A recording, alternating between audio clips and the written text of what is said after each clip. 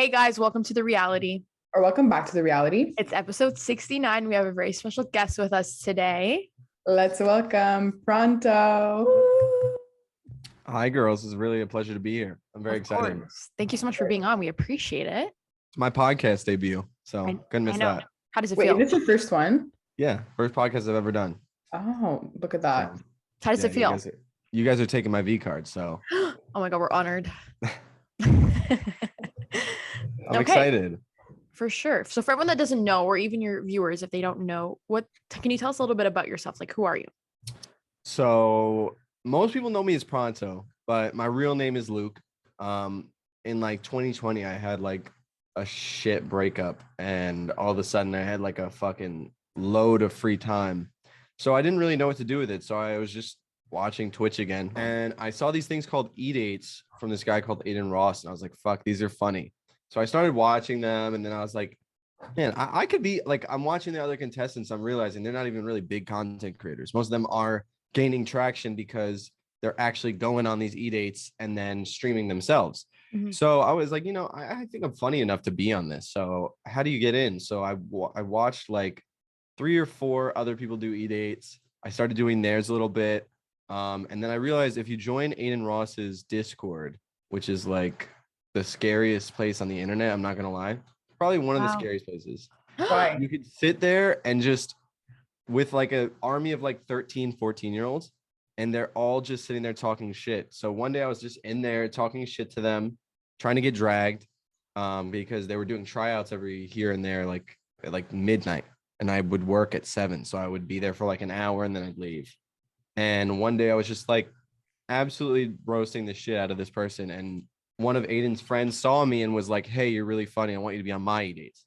So I went on his, and there's like, it's, if you go check out my TikTok, there's like some really funny old clips from that. But then after that, he was like, all right, I'll see what I can do and try to get you another one. So he dragged me for Aiden's tryout, and I played guitar and like sang. And then at the end, I did like this bizarre thing with like Snapchat filters, which looks, let's see if I can do it. I don't have it ready, but I'm doing stupid shit like this.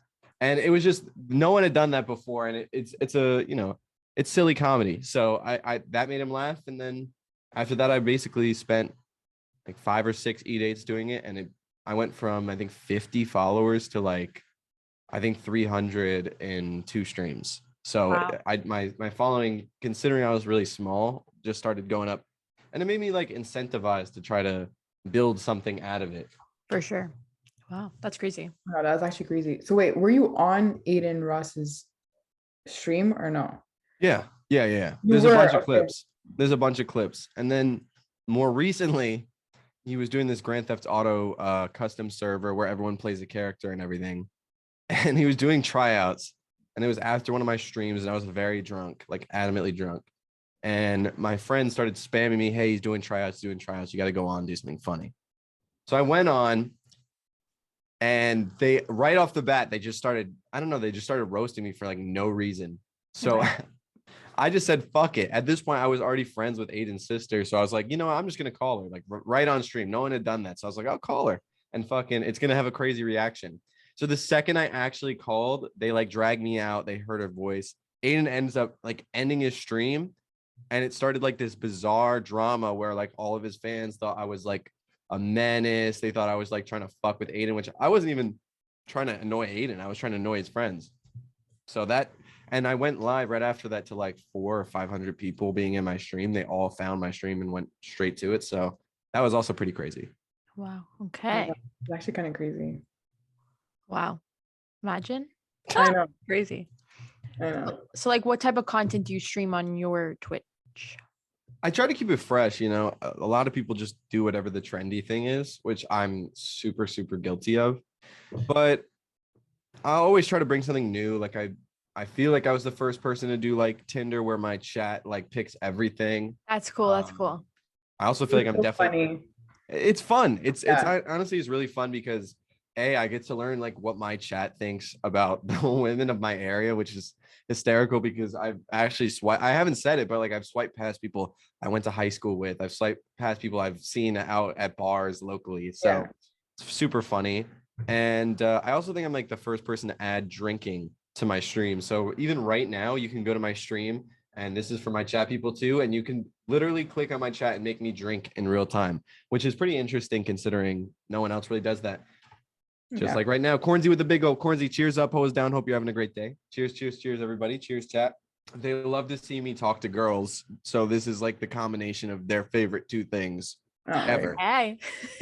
Yeah. Amazing. Okay, so you talk about like how you stream. Do you stream every day, once a week? Like, what's your schedule? So I've had schedules in the past where I do like, Monday, Wednesday, Friday, Saturday, stuff like that. But for me, like, I have to figure out what worked. And I also worked a really, really deep. I used to work in the live event industry. And it would be crazy hours. There'd be hours I would work like something crazy, like 80 hours in a single week. And I would still try to get as many streams up as I could. But luckily I literally just made a huge, huge leap for myself. And I quit my job and I told them that, listen, like it's draining me. The content I'm making on Twitch was not making me happy at all, because every time I go live, my chat would see that I was tired. They would see that I was drained. So I made a really difficult decision. My side work started picking up to the point where my side work could be my main work if I really wanted it to be. Yeah. So I'm just going to come crazier than ever. I'm going to start streaming, I believe, 8 hours pretty much every other day. But Straight? Wow. no, I'm going to do morning stream for 4 hours and a night stream for 4 hours Okay. with a little gap in between so I can eat, clean, that kind of shit, go to the gym. That's another thing. I didn't even get to go to the gym. And like my job is like physical, you load in an entire concert and then you load out an entire concert in the same night typically. So it's a lot of physical lifting, filling trucks, putting lighting fixtures all over the fucking place. And they're like, 75, 80 pounds, straight up taking them out of cases, putting them up on stuff. So it was a lot, but I wouldn't have changed it. My coworkers that I have, like, they're like family to me and I really will miss them the most. But there's only so many opportunities you're going to get to really be doing the thing that you love for money. No people that I know that are really successful do something that they hate at all. And I've started to really resent work because it was taking away from this. So just decided to take a leap. If I fail, I just won't have to deal with thinking, I should have tried harder and see where that would have gone for me, because I'm trying it out. And have you met any like celebrities by doing your stage work? Yeah, I mean, I have some, I'll see if I can find them on my phone, but I have some really cool experiences. So American Express has this whole concert series called what is it? American Express Unstage, which is like they would do a real IRL meet and greet with their artist, and then but only for like people that bought their American Express tickets. So you had to be a card holder. Yeah. And then they would have a private concert, but they transitioned it with COVID to online. Okay. And because it was like online shows, that's like my wheelhouse. So I was like basically directing the whole thing, communicating with talent, communicating with teams. Oh, wow. So I got to meet some amazing people. I mean, I met Lizzo, Adam Levine of Maroon 5. I met SZA. Oh my God. And I met so many other ones too. It's the thing about my work is like it's a lot. I mean, I just did a gig with Alec Baldwin the other day. It was like his first appearance since that whole crazy thing happened with him. Yeah. I felt so poorly, by the way. He's just such a genuinely nice man, and he just got like rocked by life. But that is what it is, Yeah. And who's like the meanest person you've like met out of those people? Or like rudest or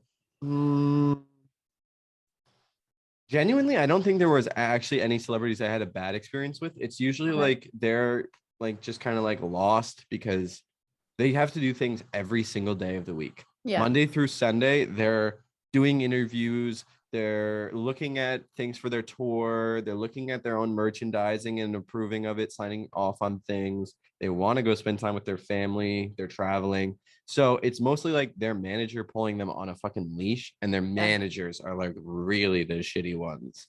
But honestly, like you can see, I'm a people's person, so it's really hard to like get upset with me. They were mostly upset with like we would send them like a whole like box that had like a laptop, a microphone, a ring light, and shit like that, and they would want to wear their own earphones, which understandable. Some of them would wear the same headphones every single night for their in-ear pack so they could hear their own audio when they're singing. I've always wanted to do a podcast, but every time I've tried to do a podcast, the people that I've asked to do it with have completely or utterly quit making content like a month or two before I'm asking them. So Oh, wow. very interesting. Well, we ain't quitting anytime soon. Yeah, please don't. Please Oh my don't. God, no, obviously not. But okay, so like what's your favorite part about like streaming? So I met all these guys that also stream. They make content, and I was hanging out with them like every single night, pretty much every single night. And one day I was going to like actually pass right by where like most of them live. So I was like, hey, I'm going to DC. Like I'm passing Maryland. I've seen on webcam, just like we are now, like every night, like we've had all nighters. We've told each other like everything. And we're like brothers. And I got to meet every single one of those guys in real life. We all had a meetup. I went to my like friend's dorm room. I'm a little older than them. I'm 24. They're all like 20. So I got to take them out to dinner and show them like just try to keep them like in a mindset where you're making money. Because that's like the hardest thing in college for me, at least, was like I wanted to see my friends be successful, but I know how hard it is to like keep a consistent fucking compass towards like the finish line because there's so much shit that happens. Hold on. And what? I just got okay. No, we're good. What? No, it's not you. It's literally me. Oh, okay. No, we're good. Okay. But She's yeah, all like shy talking to you. yeah, why are you being so shy? Of course. No, literally. It's literally. White claws are getting to you? Yeah. Okay. Please don't fuck up your makeup. It looks very nice today. Yeah. Fuck. But I don't know. Sometimes like college itself kind of feels like adult summer camp because really, like once classes and your work is done, you're just in like a fucking. It feels like you're in a cabin with like a bunch of other people, and it's like co-ed for the first time. Like most living situations you'll be in, like when you're young, is like guys stay with guys, the girls are separate. But it was really cool. Like it was like super dope. I reinvented myself in college, so it was really like interesting to see my friends in that same time in their lives. Okay. And like what led you to start streaming? Like why did you choose Twitch and not like why did you not go to like maybe like YouTube streaming? I mean, I've always watched content on Twitch, but the one thing Twitch has over like any other platform is it's a money culture. Gifting subs, subscribing, having people's emotes to use them in their channel or other channels. It's like this really beautiful culture where you say, hey, I fuck with you, and giving that person, $5. Yeah. 2 fucking sodas if you really think about it. But showing like subscribing, showing that, hey, I support what you're doing is something that like Facebook gaming, YouTube, they're all lacking right now. So like the fact that Twitch has that is the reason I think Twitch will stay the most relevant. However, I have seen some pretty gnarly changes in Twitch where, people are saying certain words can't be said. People are banning people off because of their like little jokes and like people like Gideon, for example, like he's all his entire life is just making fun of other people in a funny way that doesn't really put them down.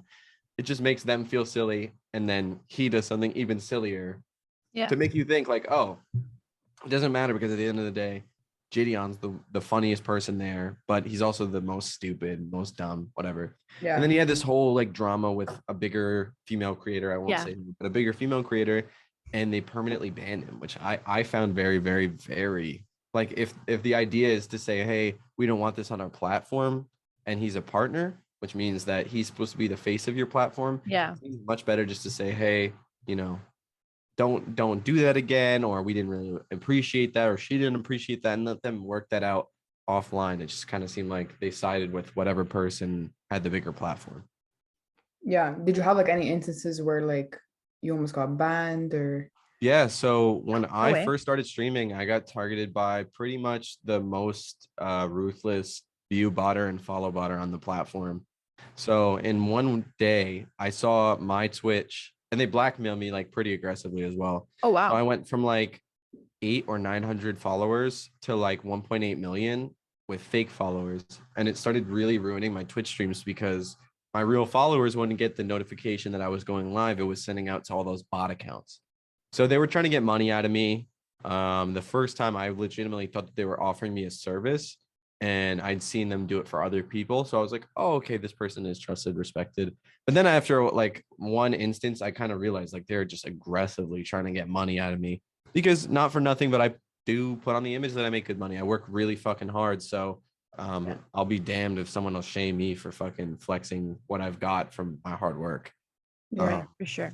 But it was crazy. Yeah, that was really fucking nuts. Shout out to Twitch for removing 1.8 million fucking followers and leaving only my real followers around. Oh my God, that's Wow. Yeah. Does that even happen? I know. Damn. And like, have you met any of your like fans yet from streaming? Like, have anyone recognized you? Be like, oh my God, there's Pronto. Like, Never yet. A lot Okay. of fans, like most of my Twitch following in my like community, I don't call them really fans, but I just call them my community because Okay. honestly, we interact like in a different way. And literally like a lot of them, whenever they come to New York, like try to make plans with me, super aggressive, and most of the time when I'm on stream, which Okay. honestly, like I would never ever do that. Like I would obviously meet up with them and shit if I knew them for a while or whatever. We could go out, get a fucking bite to eat. But like on New Year's Eve, I had people like come to New York City right now, and I'm like live in outside of the fucking city because I don't live there. But it was funny. Right. It Okay. like they love me, and I fuck with them for the same reasons. And when I make it to that point and I feel like I deserve that with my platform, I'm obviously gonna meet everybody I can. For sure. For sure. Yeah. Do you plan to do like a little like a meetup where people I've been trying to do merchandise for like the longest time. I want to just put my emotes on shirts and hats, just like this. Every time I've gotten people to make me mock-ups, the shit they send is just awful. It's not Yeah. quality. I wouldn't buy this if I was a fan of, if I was somebody else looking at the same merchandise, because it's just not high quality. And like, if you're going to spend your hard-earned dollars, you know, you should be buying something that you will actually like enjoy wearing and looking at. And do you have any future goals with Twitch, like where you want your content to lead to, or anything Yeah, like that? I'm not going to quit Twitch until I get partnered, period. But when I get partnered, that would really just be like the most meaningful thing to me, because I've tried a really, really long time to be something I'm not in real life. But on Twitch, I have, to my best ability, been my true, authentic self, really. And there is not many places you can be one-to-one your true, authentic self, not hold anything back. And that's what I love about like the relationship I have with people that fuck with me and want to watch me stream, is that it's just me. You know, I'm not putting on some funny front or trying to be tough or trying to be rich. It's just me chopping it up with them, hearing about their days, they hear about mine, and we just bullshit together. And it's special. Yeah. And Twitch partner would really be like my crowning achievement. That's what I want more than any. Like a lot of people have gotten it like handed to them, but I really want to get it like big time, you know? Oh my God. You know what? Like I know Twitch is like a very concentrated group of people, but like, do you think with Twitch you can have like another job that can bring you higher and higher? I learned a lot from my actual job on my Twitch content, because I got to meet, like we did for like one of the biggest live streamers. He's now a streamer on YouTube, but he used to be like one of the biggest streamers on Twitch. It's Tim the Tap Man. We did a stream with him that he did partnered for Bud Light in New York, where he did a whole stream on YouTube, and just seeing, he had like a what's called a rider. And in a rider, you get to basically see, okay, this is the things that the person requests, this is the things that they have to have, and these are the things that they kind of want, but you kind of can pick and choose what you honor. So I got to see like what his bare necessities was to have a kick-ass live stream, and it was like, you know, a really amazing computer. He wanted a lovely backdrop. He wanted like Cheetos or something, like snacks, and then like that was it. And like he wanted Bud Light, which is like titles, one of his title sponsors. So watching him just go live in another place he doesn't live with equipment that isn't normally his just showed me like it's not about the amazing setup, it's not about your background, it's not about the image you try to portray, it's you. If you're really bringing it in the content aspect, you're going to be the thing that drives people to say, oh shit, it's 7 o'clock, I want to go watch Pronto. Yeah. So you got to fucking put faith in yourself, and that's what I'm willing to do at this point, especially.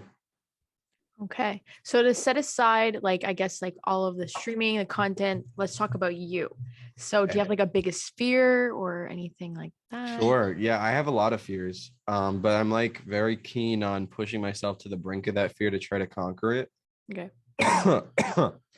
One thing I've always been afraid of is heights. Okay. But to date, I've been on I think 4 of the 5 tallest roller coasters. I'm constantly pushing my limits, but I hate heights. Just because I'm always I see titles all the time. I think 2 days ago, there was a hiker that fell 700 feet trying to Oh get a my God. selfie, which is something I did not too long ago, in Wyoming.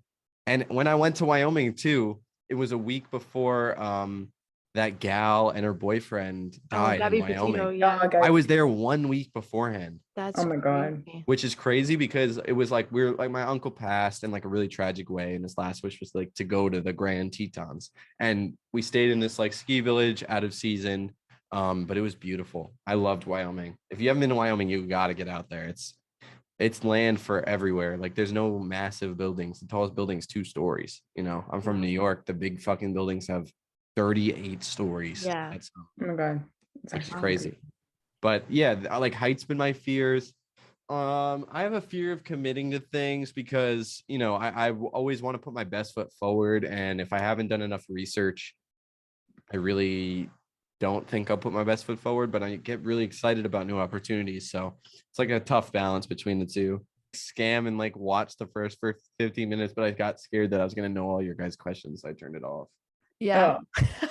That's actually And the funny. funniest part is the other day, when Maddie was playing Fortnite with Nick, I was like, my chat was asking who Maddie was.